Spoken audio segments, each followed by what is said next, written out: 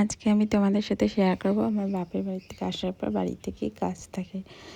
তো দেখো, আমি প্রথমে এসে আগে ছেলেকে একটুখানি ক্রিম রুটি খাইয়ে তারপরে পড়তে পাঠিয়ে দিয়েছি। আর যেহেতু ওর স্কুল ব্যাগে সমস্ত জামা কাপড় আর বই খাতা ছিল, তাই যেই বইগুলো লাগবে না সেগুলো নামিয়ে দিয়েছিলাম, আর জামা কাপড়গুলো ওপরেই ছিল। আর আমি বাড়িতে গেলে বই খাতাটা নিয়েই যাই, কারণ ওখানে একটু পড়াই, সবসময় হয়তো নিয়ে যেতে পারি না, কিন্তু সবসময় নেওয়ার চেষ্টাই করি। আর এদিকেই হলুদ ব্লাউজটা একটুখানি মোটা হয়ে গেছে বলে খুলছিলাম বসে, বিছনা একদম সুতোতে ভরে গেছে। আর এদিকে আমি তাড়াতাড়ি করে জামা কাপড়গুলো ভাঁজ করে নেবো, কারণ আমার আরও কাজ আছে, যেহেতু ঘরটার একদম ঝাড় দেওয়া নেই। আর এখন প্রায় 6:45 মতো বাজে। আমি এসেছি 6টার কাছাকাছি, তারপরে ছেলের পড়া ছিল 6:30টায়। তো তারপরে এদিকে আমি ঘরটার গুছানোর পরে আমার আবার নিচেও কাজ আছে। আর যেহেতু আমি বাড়ি না থাকলে সেরকম ঘরে কেউ আসে না, আর আসার লোকও নেই সেরকম, কারণ আমার ফ্যামিলির সেরকম বড় নয়, ছোটোই। আমি, দাদু, ঠাকুমা আর আমার ছেলে আর আমার বর। তো আমার বর তখন বাড়িতে নেই, ও বাইরে কাজে গেছে। তো যাক, উপরে ঘর গুছিয়ে চলে এসছে, কিন্তু এখনও ঝাড়ও দিইনি আর মুছিও নি। সেটা আগে নিচের বোতলগুলো ভরে, কারণ বোতলগুলো সব খালি ছিল, একটা বাদ দিয়ে সমস্ত বোতল খালি, তাই ভাবলাম আগে ধুয়ে নিই বোতলগুলো, ধুয়ে ভরে তারপরে ওপরের কাজে যাব। আর তার জন্য আমি এদিকে বোতলগুলো আমি সবসময় স্কচব্রাইট দিয়েই মেজে নিই ওপরটা, কারণ তেল চিটে ভাবটা চলে যায় না। আমি বোতল বেশি দিন রাখি না, তো বললাম আমি বোতল বেশি দিন রাখি না, 2 দিন পরই যখনই সময় পাই তখনই আমি ধুয়ে নিই। তো যাই হোক, এরপরে দেখতে পাচ্ছি এতগুলো বোতল আমাকে ভরতে হবে। তো আমি কি করব, এখন নিচে একটা থালা পেতে নিয়ে তার উপরে ভরবো, না হলে না এমনিতেই তো আস্তে আস্তে জল পড়ে, আর আমার ধরে ওর ভরতে অনেক টাইম লাগে আর হাত ব্যথা হয়ে যায়। তো আর এই বোতলটা একটু ভিতরটা তেল চিটে হয়েছিল, তাই আবার একটু স্কচব্রাইটটা ঢুকিয়ে পরিষ্কার করে নিলাম। আর আমি বোতল এভাবেই পরিষ্কার করি, আমি এমনি অন্য কিছু দিই না।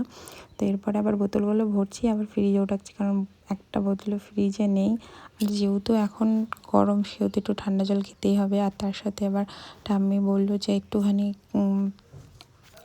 ডিম ভাজতে হবে, তার জন্য আমি আবার পেঁয়াজ লঙ্কা নিয়ে এসে নিলাম। আর এই যে ডাল গরম বসিয়ে দিয়েছি, আর এদিকে কিন্তু আমার জল ভরা এখনও চলছে। আর আমি কিন্তু এর ফাঁকে পেঁয়াজ লঙ্কাটাও কেটে নিয়েছি, কারণ ওই ফাঁকে ফাঁকে আমার করতে হবে সব কিছু।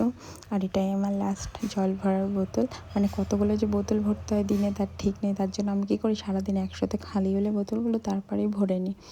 আর যেহেতু তোমাদের দাদাভাই বাড়ি নেই, তার কারণে আমার মানে বেশি একটা ভালো লাগে না এখানে থাকতে। তো যখন মন খারাপ লাগে তখন আমি বাড়ি চলে যাই।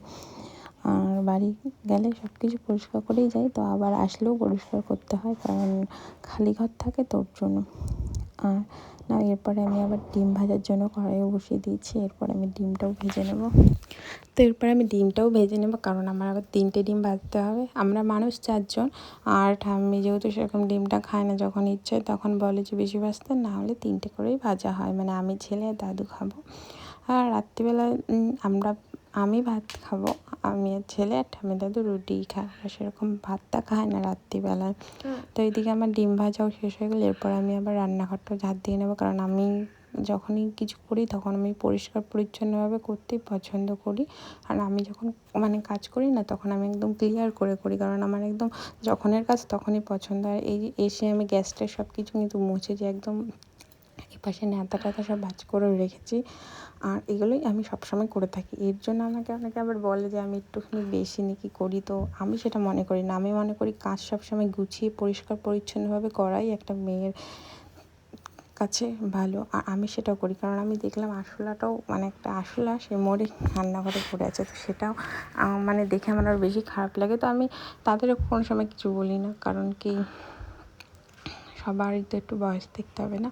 তো তারা এতটুকু করে সেটাই আমার কাছে অনেক, কারণ আমার অনেক সময় শরীর খারাপ হলে তারা সত্যিই সব রকম করে দেয়, আমাকে ডাকে খেতে, তো সেটাও আমার কাছে ভালো লাগে। তো যাই হোক, নিজের কাজ সম্পূর্ণ করে আমি এখন চলে এসেছি ওপরে নিজের ঘরটা ঝাঁট দিতে, মুছতে, কারণ আমি তখন জামা কাপড় ভাঁজ করে গেছিলাম, আর ঘরটা সেরকম ঝাঁট দিয়ে যায় না, কারণ ঝাঁটাটা নিচেই থাকে, তার জন্য। আর আমার একটা ঝাঁটা কেনার খুবই প্রয়োজন, কারণ ঝাঁটাটা একদমই ছোটো হয়ে গেছে, ঝাঁট দিতে কষ্ট হয়ে যায়। যেহেতু সিজার, সেহেতু সবাই বুঝবে যে মাজাটা কেমন ব্যথা করে। তো এদিকে নাও, আমি ঘরটাও তাড়াতাড়ি করে ঝাঁট দিয়ে নিই, এরপরে আমার আবার ঘরও মুছতে হবে। আর এদিকে দেখো আমাদের ভলুটাকে উপরে বসিয়ে রেখেছে, জামা কাপড় তো জড় করে রেখেছি, কারণ এগুলো আমার ধুতেও হবে, কতদিন ধরে জমিয়ে রেখেছি। বৃষ্টির জন্য ধোয়াও হয় না সেরকম, বৃষ্টি আসে যায়, কিন্তু তারপরেও জানো তো জামা কাপড় দিয়ে যদি ছাদে মেলা হয় না, জলটা অনেকটাই ঝরে যায়। তো যাই হোক, এবার আমি আগে পাখা চালিয়ে দিলাম, কারণ আমার খুবই কষ্ট হয়ে গেছে। আর আমার এখন শর্টকাট ঘর মোছা, কারণ এই রাত্রিবেলা আর কি এখন ঘর মোছার বেশিরভাগ টাইমে এরকম করে দিই, কারণ নিচ থেকে জল ভরে না আমার পক্ষে সম্ভব হয় না, আমার এই কষ্ট হয়ে যায়। তার সাথে আমার কষ্ট হয়ে গেছিলো বলে আমি আবার একটু জলও খেয়ে নিলাম। তাও যাই হোক, এবার আমি আমার ঘরটাও তাড়াতাড়ি করে মুছে নেব। মুছে নিয়ে আমি মানে কি বলবো, মনে হচ্ছিলো যে একরাশ কাজ করে এখন মনে হচ্ছে একটু শান্তি চাই, শান্তি। তো সব কাজ আমারও করতে হয় না অনেক সময়, যদি আমার বরটা বাড়ি থাকে। তো এখন যেহেতু নেই, তখন করতেই হয়, কিছু করার নেই।